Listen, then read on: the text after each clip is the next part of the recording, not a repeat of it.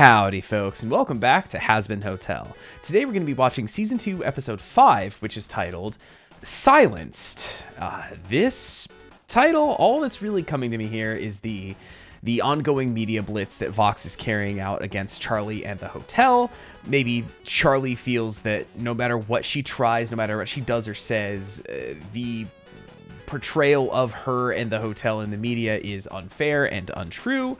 Thus, all of her efforts are being kind of silenced. That's all I can really think of. The only other thing that comes to mind is silenced in terms of somebody killing somebody else. Like, oh, he's been silenced. He's been whacked off. You know, like that's a hell of a boss thing, basically, right? So those are the only two things I can think of. I don't know who would be silenced as far as killed, but I'm really interested to watch this episode, not just because the last episode was an absolute banger, not just the nifty song, but like the whole intrigue with Alistair and his deal with Rosie, his new deal with Vox, and how this is all tying into his greater plan, because he's not going to do this without some kind of a greater plan in mind, right? I always think about like a potentially like a deal that he's intending to be broken by the other party, but the only stipulations he put on there were do not hurt Charlie or touch the hotel, and like one other kind of like trivial thing, right? And so it's kind of like one of those things, like he's not gonna willingly like break that, right? Like Vox, who's been going after Alistair all this time, has carried such vengeance toward him. I mean, we even got to see a backstory between Alistair and Vox as well, back when he was, a little CRT, right? Before the flat screens. I remember a time before the flat screens. I have a CRT back here behind this little stand, right? Focus, please. Hello, thank you. I have a little CRT back there that's a little TV VCR combo I've had since I was in the 7th grade, that I had kept in my room, and I played my PlayStation 2 and my GameCube on it. Did a lot of gaming on that TV, but I still have it just because, with classic games, you never know, classic systems, you never know when you're going to need a CRT to play something with a lagless experience. So I still have it, it never comes out, like it never gets used, but I still have it. It still works, last I checked. Anyway, the only other thing I know about this episode in particular is that Viv thinks very, very highly of this one, or at the very least, a particular scene in it. Two posts come to mind. Just something somebody had posted that she had reposted on Blue Sky, I believe, that said, find you someone who loves you the way Viv loves Season 2, Episode 5, which immediately I was intrigued by it. But also, more specifically, she said, how'd she word it? She said something along the lines of, and I'm not about to go to her feed tonight after these episodes have come out, and I haven't seen them yet, in terms of spoilers and everything, but she said something along the lines of, there's a scene that she's been envisioning in her head for years now, that the animators just completely knocked out of the park and brought her vision to life exactly the way she wanted it, and she was blown away with the transition to the TV show for it. So I'm sure I'll know it when I see it, but hey, I guess let's transition into watching, because that's how we're gonna see it, is we gotta watch this dang thing. So hey, thank you for watching me watch this thing, as I like to say. Please do all the YouTube things. Make sure you subscribe to the channel so you see when more of these come out. Don't forget to leave a like on this video. Leave a comment. Let me know what you think of the episode, of the reaction, of the songs we're inevitably going to hear. Let me know what you think about this one. And as always, I have uncut, unedited reactions over on the Patreon, as well as the next one or two at this point, probably early. There's a link to the Patreon in the description below. Great way to support the channel and get a little extra, especially with how brutal YouTube has been with the copyright stuff for the music in these reactions. It has not been good. I've had to cut out like 95% of some of these songs, and they're still getting flagged for copyright. So it's rough out here for us reactors. But thank you for watching. I appreciate it. So now let us head into Hazbin Hotel Season 2, Episode 5, Silenced. Starting off in... Get it? Because I was doing a silenced kind of thing. You get it, right? But anyway, tonight's tea is throat coat. A lot of my family is kind of sick. I was just sick a couple months ago, but I'm trying not to get sick again. And with all the recording I've been doing, trying to take care of my throat a little bit here. So it's throat coat tonight. Good morning, There has been a lot of Katie Killjoy in this season. What is our TV daddy planning? I want to know what our radio daddy is planning. Oh. Hello, other overlords. That. All right, I need to pause here because as I was going through everything I wanted in the season, way back at episode 1, I tried to limit myself to the things I thought we were very likely to get. So I pretty much just harped on, I want a Nifty song. I want a Nifty focused episode. That might be a bit much, given that I thought that this season was 12 episodes long instead of 8. So I figured they would have a little bit more wiggle room and they could dedicate maybe a full episode to Nifty. At just 8, I don't expect that. But I did get my Nifty song last time. I was very, very happy. Another thing I was going to say, but I had just zero confidence that we were ever going to get it, is I said, I want more Missy Zilla, my favorite character from season 1 that appeared in like a single scene. And I was like, holy shit, I love this design. She's so good. I think I put on my whiteboard even for one of the episodes in season 1, like I need more Missy Zilla. And then here we go. We're starting this fucking episode with a Missy Zilla song. I don't know this other guy's name, but I'm pretty sure he's voiced by, the voice actor who does Ozzy in Hell of a Boss. Why am I? James Monroe Iglehart. I'm pretty sure he voices this other kind of dinosaur looking guy that Missy is with, but completely blown away with the fact that I get a fucking Missy song. Welcome back to the show, Missy Zilla. I am very, very happy with this. This is like, it's getting me hype.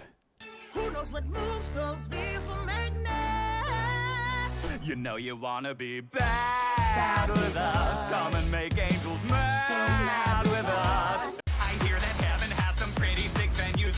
What the fuck? This auto-tune Vox? Your gang fights are gonna be bad shit with exorcist play. What the fuck is this song? Hey, Zestral, there's old boring shit up there. What the fuck? Yeah, okay. Okay, so all the overlords are coming. Okay. Or most of them anyway. Okay. Bad with Us, I'm going to assume that's called. Where do I put this on the tier list? Because like I said, I was kind of immediately blown away by the fact that we got a Missy Zilla song, which, was more of a group number than anything. And it felt a lot like, that typical like song sung by the, what do you call them in a musical? Just a lot of like the company, right? Kind of sings it with some solo stuff by Vox. I did like the different kind of tone switches that he had in his voice to kind of do the different styles. I do agree the Spanish, the kind of flamenco, salsa, whatever it was with Carmilla Carbine was a bit much, not probably not that one. Maybe let Val attempt that one if you're going to try it. But it was nice to see all of these overlords again that have, so far not really been a factor this season. I know Carmilla had a fairly big part in season 1, certainly plot wise, but also being featured in several episodes, and seeing notably Rosie wasn't featured in there, which is interesting. But I will say, where am I going to put this? I am going to put this underneath.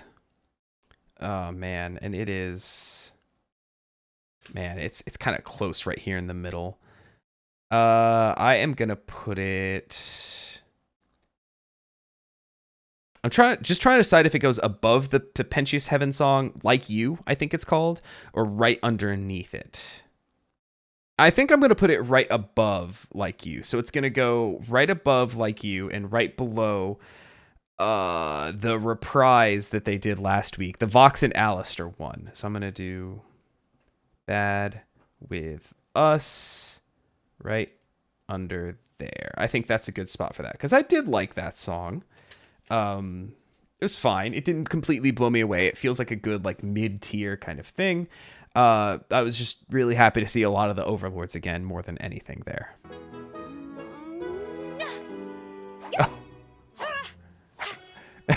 Trying to hail Emily. She's like, what's a heaven version of a pentagram that I can draw on the ground and attempt to like summoning circle Emily? She really didn't give you a way to contact her, huh? She just kind of portaled in, right? Popped up. 1, happens, and I don't have a way to reach her. I wonder if she could ask her dad again. Thanks, Baggy. Ugh, this would just be so much easier with Alistair. Yeah, and see, not even a moment for them to, like, be a couple, right? So, I just need to keep... trying. Yo, literally, like, finger guns with the fireworks. Vox. Baggy's like, I could do that. As she, like, hides it. Kill him. Oh, Angel, how was the group therapy session? Ugh, I missed it. I've had a headache all day. Oh, no. Last episode, we didn't really follow up on, and it's funny because as I'm watching this, I just finished editing 2x3 earlier today. So that one is a little fresh in my mind compared to 2x4 anyway. And I was a little surprised that we didn't really follow up on any of the character stuff that we went through in that one. Namely the Husk and Angel stuff about how they, had their big disagreement. Charlie kind of fucked everything up there. And Husk mainly just mad at Angel that he essentially completely failed to save him, but also put himself in mortal danger as well. So yeah, we never really followed up on that. And then Husk, got whisked off to battle in the last one. And it sounds like we're finally getting back to that. So it's interesting that they took an episode between the kind of argument that they had in 2x3, but it also 2x4 was a lot. So I kind of also completely understand. But it's good that they're kind of going back to that. And also with Charlie so preoccupied with trying to prove that Pentious was redeemed, she's neglecting everybody else at the hotel who she's supposed to be helping work towards the redemption, right? She's completely neglecting the whole purpose of her hotel. Just another tick mark in the column of Charlie being really bad at this. She's so completely laser focused on this one thing that everything else is completely going to shit. Trickle down effects. You have Husk now doing the group therapy sessions, which we saw earlier in the season. Angel was so excited for that he, it was actually really helping him to, talk about his feelings. Now that Husk is doing it, he's like, I didn't go. I had a headache, I guess. So it's, and just things are just going to get worse and worse at the hotel the longer this goes on, right?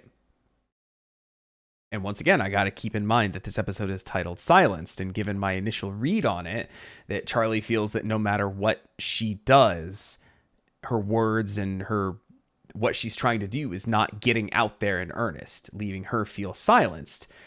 But what is she also doing but kind of silencing everyone else at the hotel by essentially ignoring them at this point? So I see you, show. Coming. No, Alistair's alive. Just a minute. I'll be there. I wasn't doing anything weird, I swear it. Oh, hey, Oh. Charlie's girlfriend. Well, if you're trying to figure out a new name, maybe Charlie's girlfriend might be less offensive than Vaggie. Oh, call me Daddy. Wait, no, don't. Ooh, don't. Call me Lou. You're the king of hell, right? Last Oh, shit. time I checked. Why? Okay, so I mentioned, sorry for the rapid pauses here, but I mentioned I didn't want too much like Hazbin Hotel or Hell of a Boss influence here in this show. I wanted them to remain like fairly separate, but stuff like this in the background, the stack of cash that says this is a bribe, come back, you cunt, from Mammon. I mean, it doesn't say that last part. I just embellished knowing what Mammon would say. This I like. I like seeing that. That makes me happy, especially because we saw in the Mastermind episode of Helava all of the 7 deadly sins, but Lucifer's throne having like cobwebs on it and like a BRB note. That's fun. I like that a lot. I don't know how much you know about Vox. Oh, the TV head guy. Yeah, he's all over the place. Have you been listening to him at all? Nope. Well, he's been Do you listen to hardcore shitting anybody? on Charlie in the hotel for weeks. It's kind of driving her crazy. And Wait a second. He's been what? yeah. So, you think you could go over and smite him or something? I don't really smite. Oh, Vanastasia. I'll let you in on a Vanastasia. I cannot smite him. I kind of like that No, one, It's actually. not part of the whole hell thing. It's a punishment, and mine is that I'm stuck here with all these sinners. Can't kill them, can't do nothing with them, so I just have to ignore them. Yeah, and he hates them. What if you go intimidate him? Bluff a little. Nice. To most of hell, you're a pretty big deal. Well, I'd ask Alistair, but Yep, you know, that's how you do it. available, so- That's how you get it. Okay, I can handle any problem 500 times better than that dumb red loudspeaker, okay? It is my time to daddy up! No, don't say it like that. But great. I mean, you had the end result you were looking for, Vaggie. I mean, Charlie's girlfriend. See, and this is obviously getting nowhere, right? Sarah, we need to talk to her. Hell needs to sort itself out first. I don't think it's a good idea. You know we owe Hell a massive apology. I brought cookies! What is he doing here? Yeah, and Sarah's still probably like, ugh, still getting used to it. It'd be best to have an actual Hell expert. Well, I'm not quite a hell expert, but I was there for several hundred years. Interesting. Welcome to the council. I hope you don't get silenced. Gift baskets? I mean, who doesn't love gift baskets? well, I'm sure Charlie would. Like a gift basket? And a cute little plush bear that says, sorry for the violence. That would be so cute. I don't think you're long for this world, Abel. How can the demons accept anything we say after what we've done? Well, Your Highness, a wise woman once told me that Forgiveness and redemption goes both ways, right? Sorry, so Aw. it's worth a try. Oh, Sarah's going Okay. too? Bye.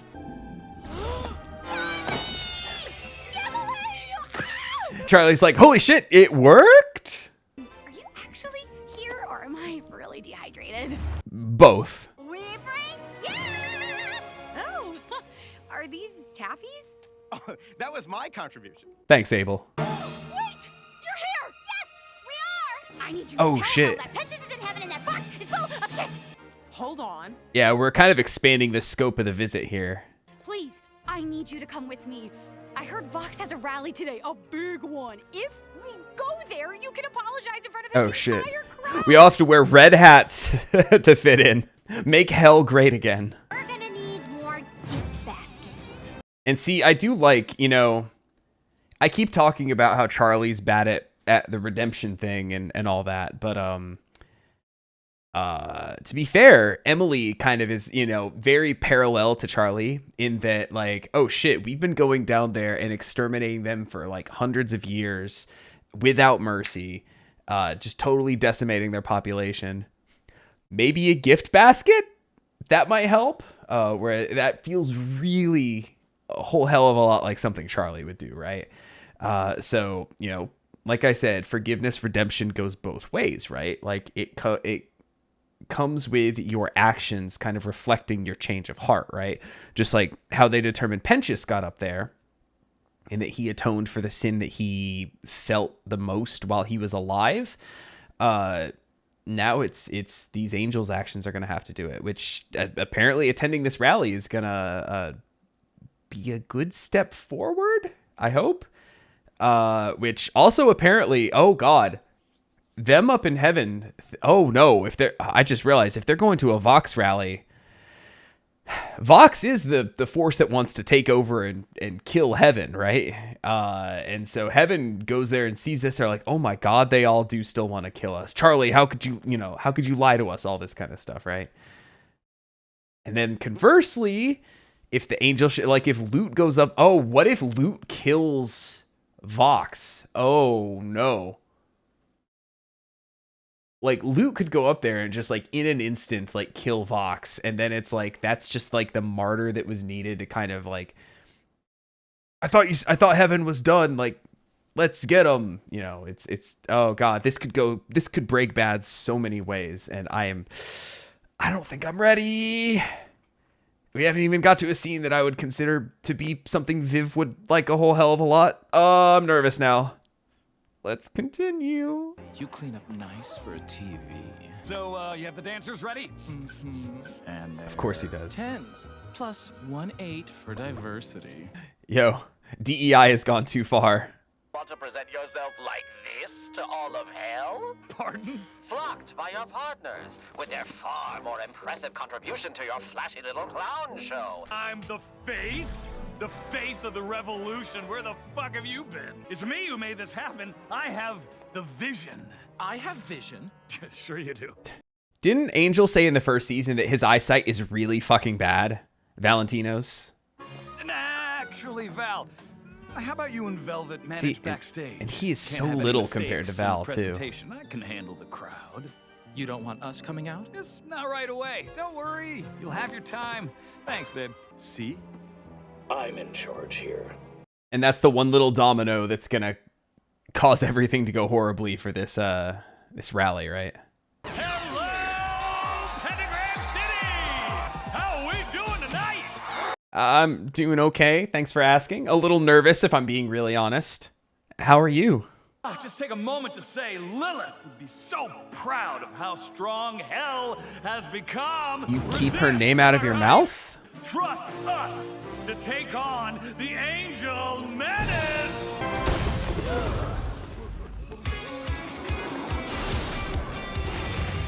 Oh shit. I forgot about this angel too. Fuck yeah?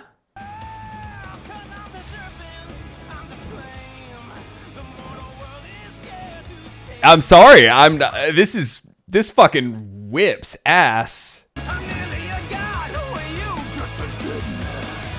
But does Wow, super scary. I was gonna say Vox knows that he can't do anything to him, right? We sinners do not need a king. We need someone who understands. Does this still count as the same song? Hell could be great, and we can make hell great again. We all have to wear red hats to fit in. Make hell great again. All right, can I tell which one's the 8? Not really. And you know, I was saying that Vox is little compared to Valentino. I've seen that title around, Vox Populi. I like this one. But yeah, even no matter how small Vox is, Lucifer is still like that much shorter.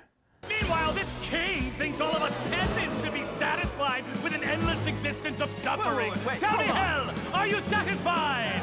Your wife I knew it mean, was wrong, Lou. he's kind of cooking up here, not gonna lie. Smite me! Silence me! That's all you angels know how to do. Oh yeah, that too. They didn't banish you, they clipped your wings and chained you down here. Hail Vox Populi, the people's voice. That was a banger. Oh, and here come the angels. All right. Before that, wow, that was a good fucking song. My question though is, does that count as one or two different songs? I am going to potentially regret my decisions here. I'm going to look up Vox Populi song and see if it includes the Lucifer bit. Okay, it does. Okay, so the whole thing counted as Vox Populi. That's important because that brings that up. I think that this is the number 2 song of the season so far. It's not better than Gravity. Gravity just completely blew my fucking mind. But this was damn close. And as much as I've been talking about how all of Vox's songs are like kind of old-timey sounding, like that, not necessarily like old-time religion. Some of them, yes, but they all sound like songs taken from like another time, right? Whereas some just sound like typical kind of Broadway numbers. Others are kind of like pop ballads or whatever. All of his sound like they could fit in like the 50s or whatever. But that worked really, really well here. The melody was good. I loved all the dancing, the kind of crowd participation in it. But that Lucifer verse at the beginning, just that heavy metal, like that's what I wanted from a Lucifer song. And yes, I know we got Hell's Greatest Dad last season, and then like the really sweet like father-daughter ballad that we got. But that's the vibe I wanted from a Lucifer song back in season 1. And I got it now. Absolute banger. Second place, like I said. So just below Gravity and above Hazbin Guarantee / Trust Us. Absolute banger of a song there. Incredible stuff. This, 2 in the top half of the rankings. This episode's hitting it. And all that, and I know that episode 6 has a song that Amir Talai, the voice of Alistair, posted on Blue Sky the other day that I think it's a song called Losing Streak in the next episode. And he said that that's the song that when he first heard it from this season, that he says knocked me on my fucking ass. So I'm I guess hype for the next episode for that. But like Vox Populi just, that got me there. That was really good. So now the angels are here. So let's see, I guess. Oh, they did bring more gift. Loot notably does not have a gift basket. They're here to silence me! Loot might, like I said. We are sorry. Oh, really? You're sorry? For what exactly? For everything. Oh, just that? And what do you have here? Gift baskets? Sounds like something Charlie would do, right? No, wait. You are apologizing for genocide with gift baskets? That's what a sinner's soul is worth to heaven, huh? That doesn't sit right with me. Just real quick, one of my favorite things in any media is just like when you have a whole crowd of voices and one person says like the super obvious thing. Just hearing that voice go, "That just doesn't sit well with me." Just fucking sent me. It's so good. You are here to flaunt your power in front of us because you can't stand that hell managed to land a pretty damn big hit on you, didn't we? Oh, are they gonna show Adam up on the screen? How dare you? Yeah. Fucking demonic filth. Why did we bring her? After everything heaven did to us, why would any of us forgive you? He is kind of cooking, like I said, like very understandable. Do you know how many sinners died in each extermination? Loot probably does. First Lucifer threatens us, now this? Wait, what? Dad? Do not see me. I have magical Dad? Oh no, and this was Vaggie who suggested it too. Will rise! Hell will rise! And that just confirms it to Loot, right? This isn't going how we wanted at all. Yep, nope.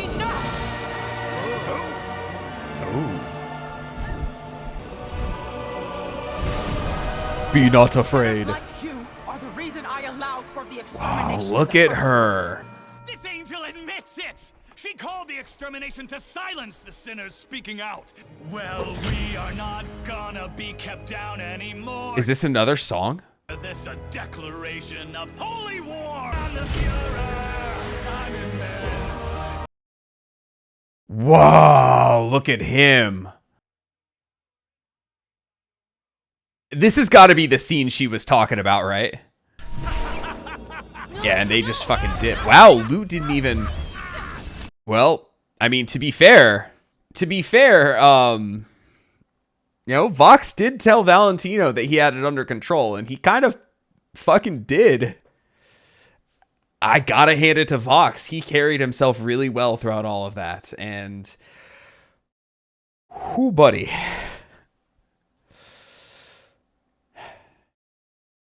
You know, we only have a couple minutes left in the episode. I need to collect my thoughts with whatever happens at the end of this episode. The fact that we still have a couple minutes left is jarring to me, because I don't know where we go from there. But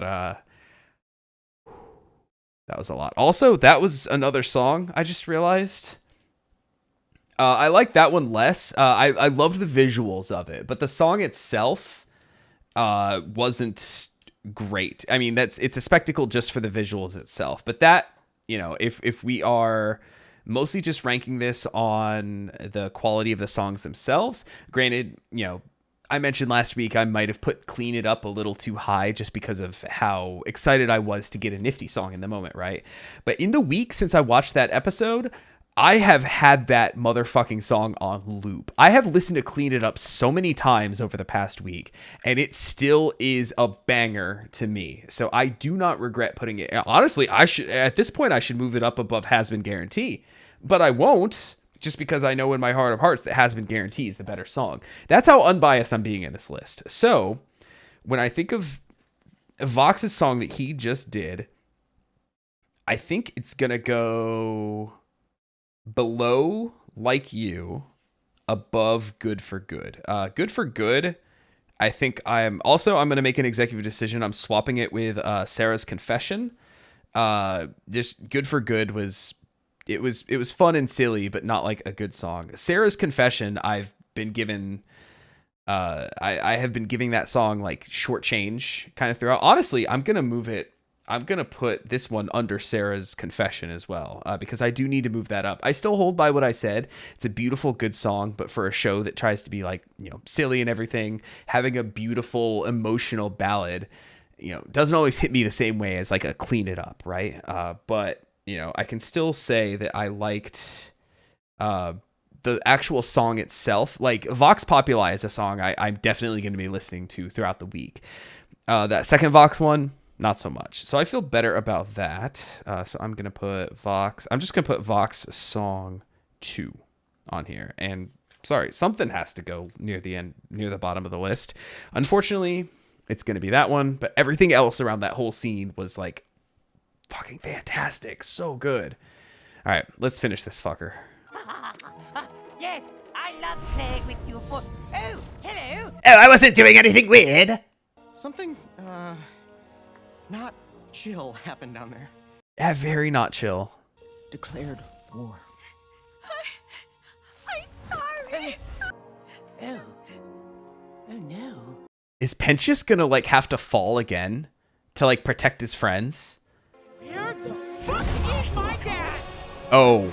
Dad, I know you're here. No, I'm not. You fucking What idiot. the fuck were you thinking? You threatened Vox? I promise I was just trying to help. Okay, you see Vav New over there? Told me you were Yep. having trouble with this guy. Yep. Thanks to him, and apparently you, Vox was able to spin it. Again! Yep. And now Charlie has like nobody, right? But why didn't you ask me? Because you aren't listening to me. You're hyper-fixating on what he's saying about you. Yep. Because he's hurting Yep. the hotel. He is ruining Charlie, you are Listen, hurting the I've hotel. yes. Finally somebody said it. Are you not on my side? I am, but being on your side means telling you the truth. I am worried about you. Yeah, that's true too. If you don't care about what I'm trying to do, then I can just do it myself. Oh, that's not what she said at all. I think you should leave, Dad. Yeah, like leave. Fucked things up for me enough. Wow. Okay. Yeah, and sometimes that's the best thing you can do is just to say okay and just do the dang thing.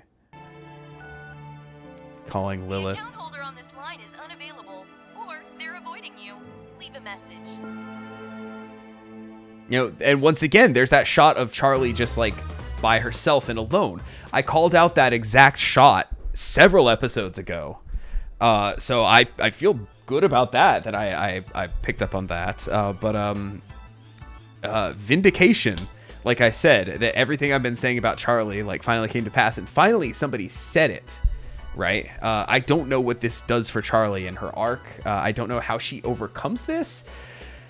I don't know who she turns to amidst all this. Is she going to have to try to fight Vox alone like that? If Lucifer can't do it, I don't know if she can either. Granted, she is Hellborn, so I don't know. But that,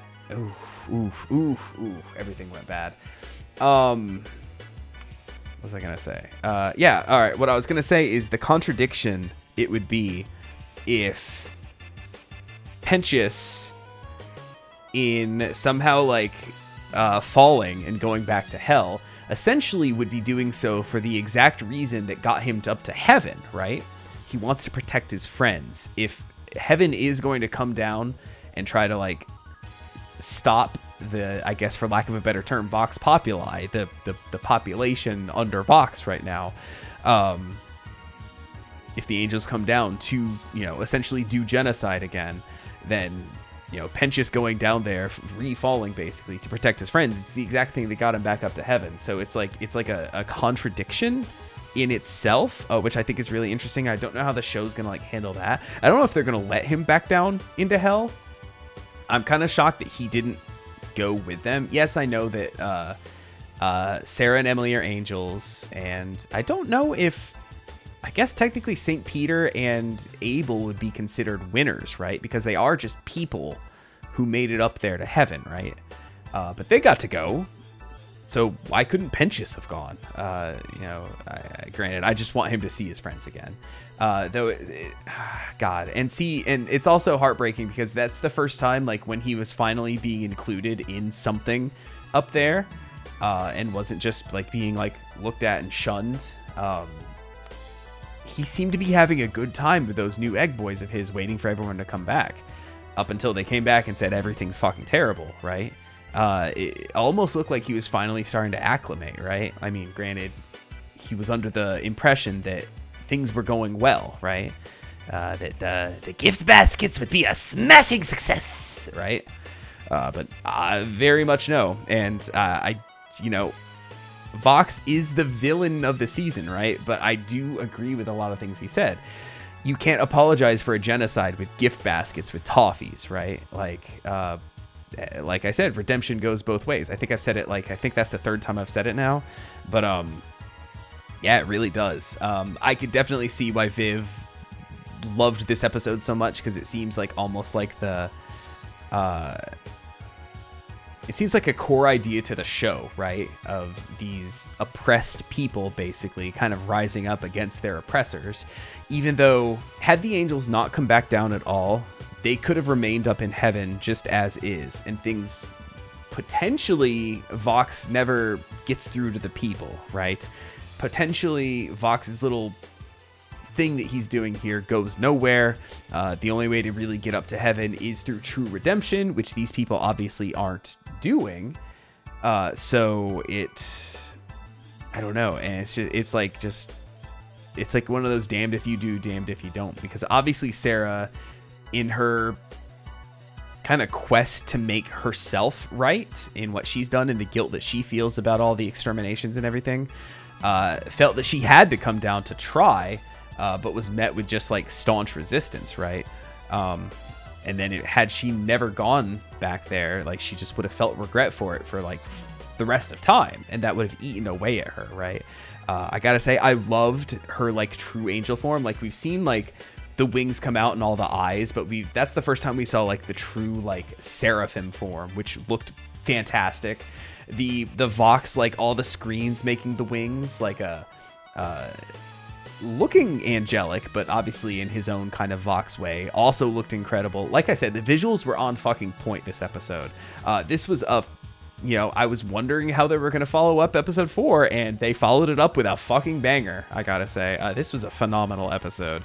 Yeah, I don't like the Charlie stuff, like I said, but I've been harping on that for long enough, so I feel good to kind of leave that alone for now.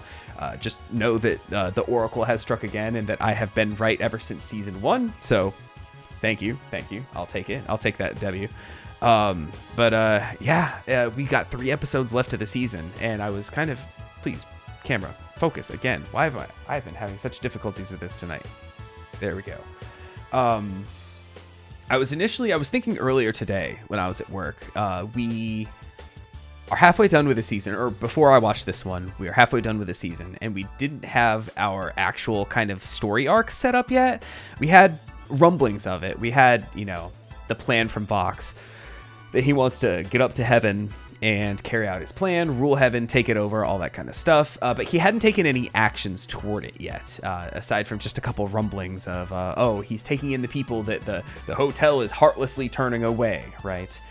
Instead, we had 2 episodes that kind of focused on Charlie and her downward spiral about the media, all that kind of stuff, which felt like a bit much to kind of focus on. Like, I think I even said, as I started editing my 2x4 reaction today, one of the first things I said when Charlie's like, I just need to go on TV and I can make things right. I think I said, we're still on this? Let it go. It didn't go well. It's not going to go well.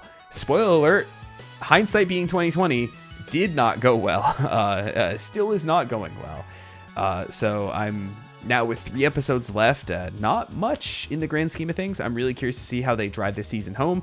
I don't really know where we go or how we fix this, aside from just straight up kind of, I don't want to say retreading what we did in the last season, preparing for another extermination that's surely going to come. Just got to wait and see, right? I now begin the arduous task of trying to avoid spoilers, because as I recorded 2x3, I was like, I need to dodge everything I can. I need to stay off social media, and I ended up watching the next episode the next day. But I'm gonna actually try to, like, you know, stay on top of my other shows that I'm working on and attempt to remain unspoiled. So please pray for me in the meantime. But I think I'm finally out of things to say. What an episode. A really good one. This is an absurdly long recording. We're coming up on about 50 minutes and some change currently. So yikes. Thanks for sticking with me if you're watching this whole thing. But I think I'm finally out of things to say. I'm going to go rest my voice the rest of the night. But please don't forget to leave a comment. Let me know what you thought of this episode. And please don't forget to leave a like on your way out. With all that being said, I'll catch you next time for the next episode of Hazbin Hotel. Take it easy, everybody.